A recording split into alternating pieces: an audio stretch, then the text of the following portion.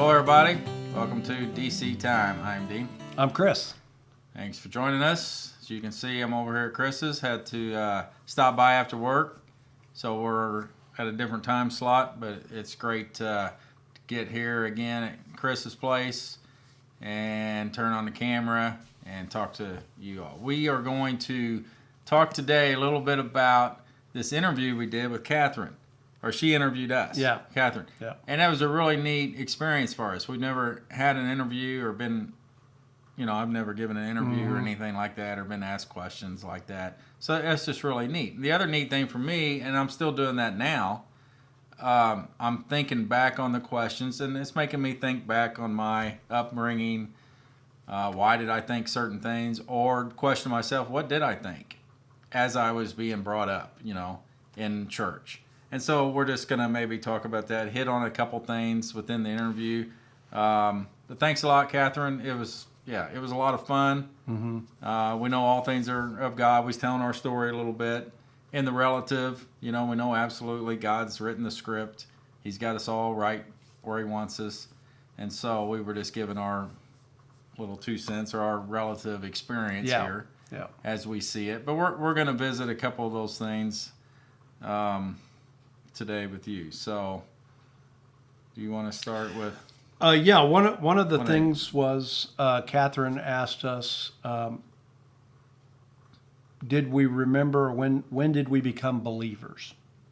Because we had talked a little bit about our Christian background, and she was curious about the churches that we were involved with and our activity within those churches and stuff. And of course, if you watch the video, they were very similar. We had really similar experiences, even though his was Baptist and my early was Presbyterian and then American Baptist later on when my wife and I married.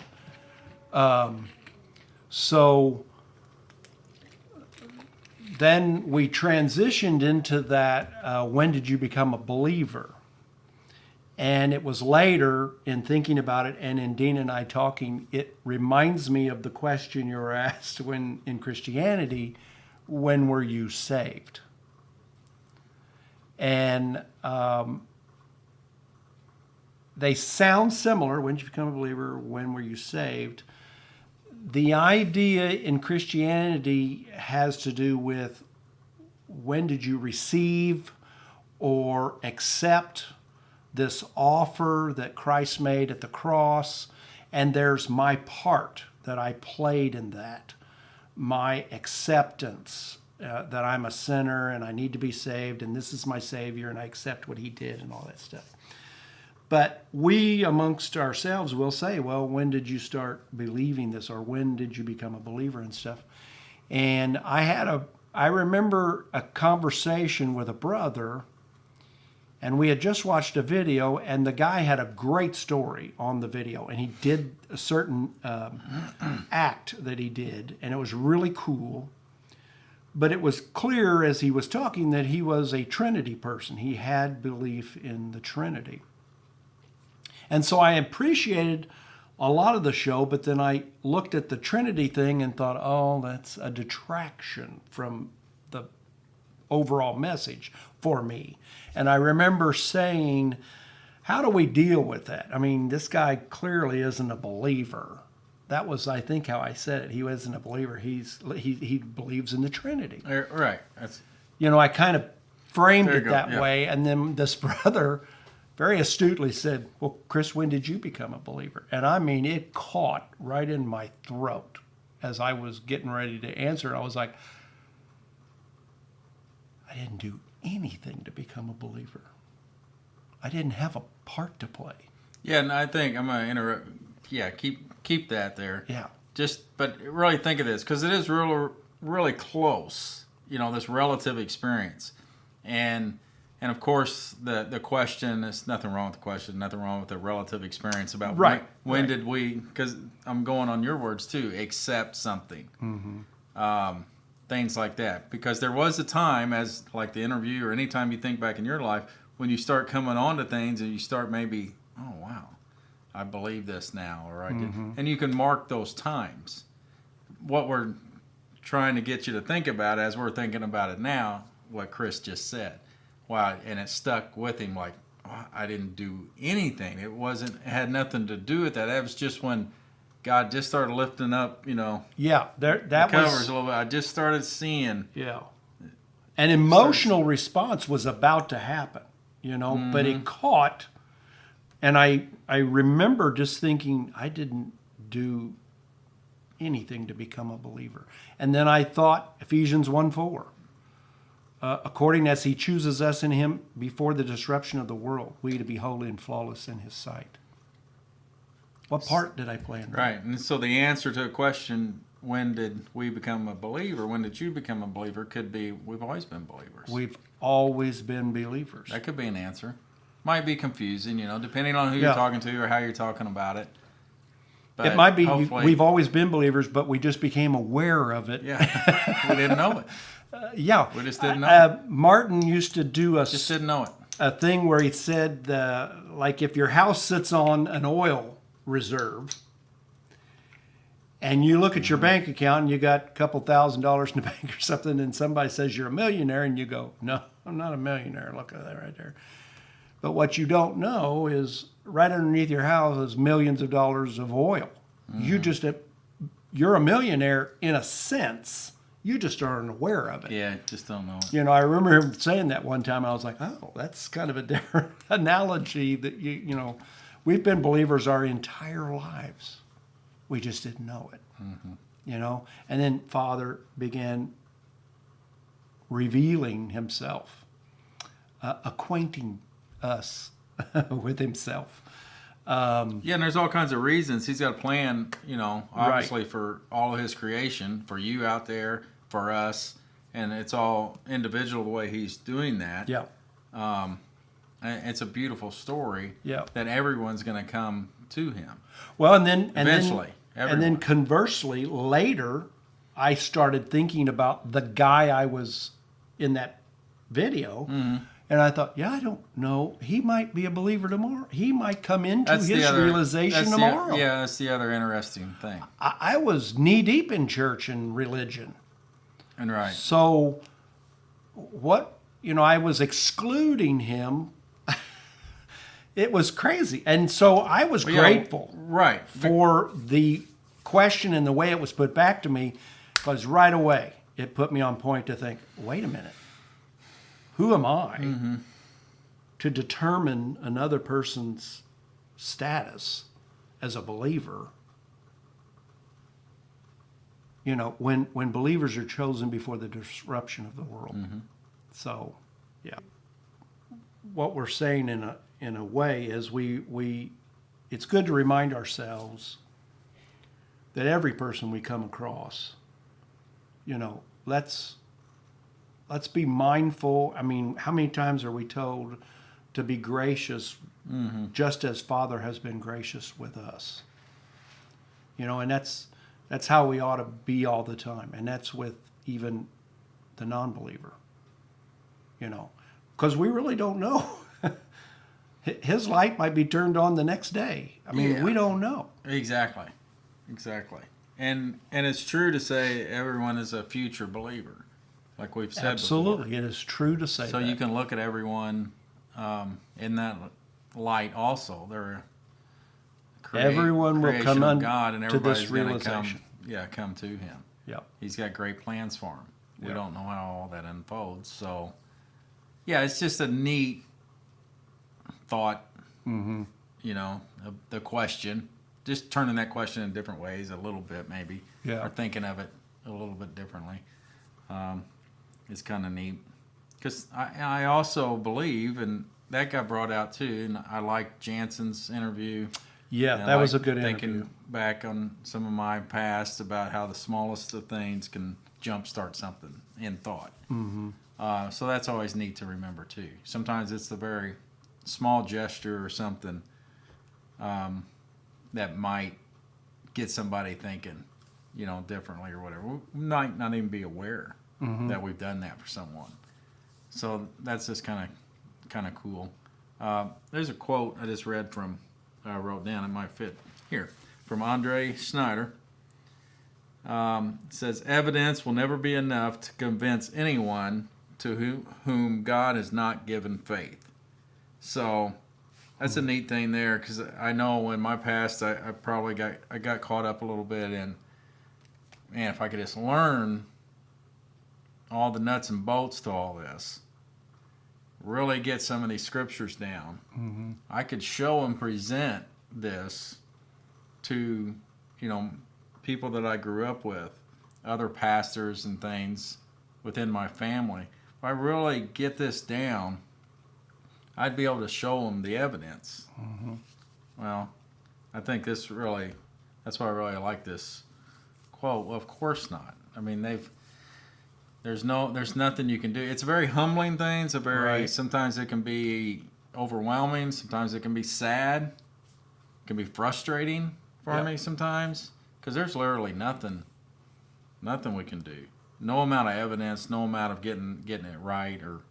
And what's funny anyway, I'm finding out how wrong I'm constantly have been and may be. The news is so great, and I've always, had it minimized or something. Right. I always find out something better in my own life. So that's kind of funny too, to think back. That was the other thought in the interview that we'll mention here before we go, maybe.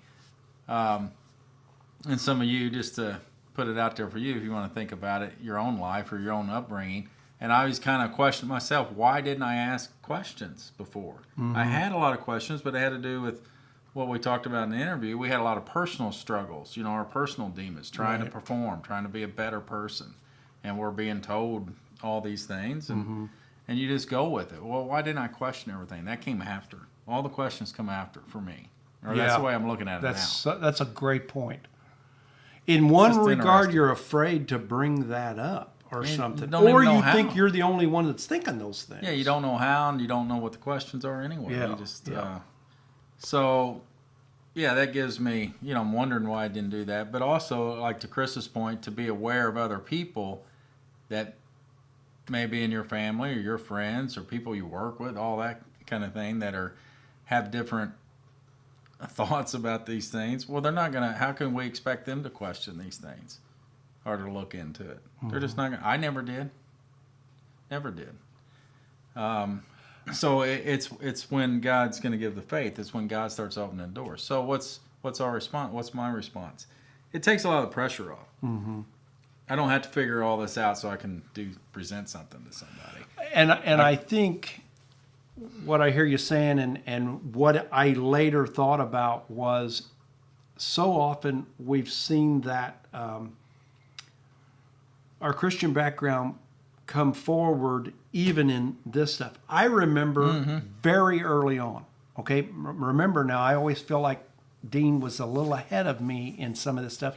And I remember coming to Dean and saying, hey, why don't we do like a, I don't know, like a men's group or some sort of group was going to, like I was thinking we'll meet out at Dean's house and stuff, and we'll start sharing all this stuff, or, And Dean was at a place where like, yeah, it's not going to go over real good.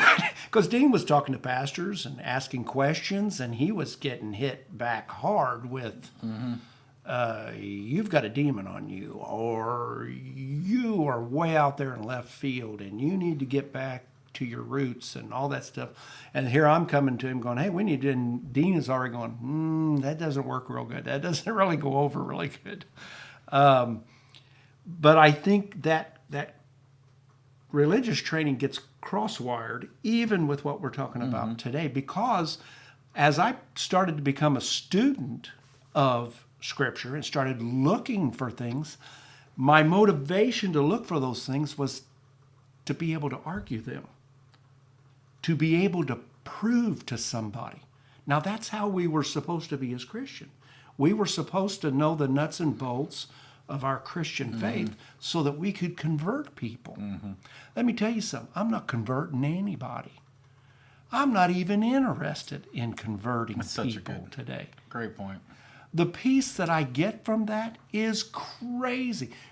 The amount of guilt I had about trying to reach out and think about. You and I have this hilarious experience we ought to share one of these days with a friend. We'll get there. And we had these, and you and I had a totally Well, that's, different yeah. experience Yeah, well- over that thing. But it was still under that, you got to share and turn somebody's life around for them. God was wanting us to do that stuff. Well, then I get into the grace message and even greater into what God's plan is for our life and what God's doing in these eons. And then I began to tear into it like I'm going to know this stuff. I'm going to put people on their heels. Okay? Guess what? If they can't see it, you ain't going to put them on their heels. You're just going to tick them off. Yep. And it just is this all the time. And we're not called to do that. We are not called to beat people over the head with our message. It's for a finite group of people. God knows who they are. God knows exactly when He's going to turn the lights on for each one of us. What a great amount of peace that comes whenever I know it's not, let's go to one of our favorites, Ephesians 1:11. In Him, in whom our lot was cast, also being designated beforehand, according to the purpose of the one who is operating all in accord with the counsel of His will. Where in there does it say I need to make people think like I do? It's good stuff, Chris. I like it. Chris always says he's what? I was always a little bit 6 months ahead or something. It seemed that Chris way. is going zooming by me here this last year. No, I don't think that So now either. I'm catching up. I'm always trying to catch up with Chris now. So I love that. Hey, loving you know that. what? Loving that. I love this yoke fellow. I keeps finding these words in scripture. This yoke fellow. This is my yoke fellow right here. We are yoked together Yeah. like two All right. oxen. I was going to say asses, but I thought maybe I better clean it up. Say All right. oxen. But Well, yeah, I hope some of that was helpful to you. I appreciate Catherine doing these Yeah. interviews. It's always great to listen to what other people have to say on these topics and how they, the realization started for them and then how it affects them today. I remember sharing earlier today before we turned the camera on with Dean, I found a very old post of mine in which I had concerns that I might be a feigned believer. And it was a really old post, and I was so worried, oh my gosh, here's a group I could fall into or whatever. And I started thinking, my goodness, I can't remember ever, thinking that anymore. Everything that's been poured into me and Father has shown me and stuff, it has pushed all that out. I don't have any of that anymore, this fear about that kind of stuff. And it's because of the realization, it's because of what's been granted me. And so, wonderful. I love it. And we love all you out there. Thanks so much for joining us, and we'll see you all next week. Take care, guys. Love you.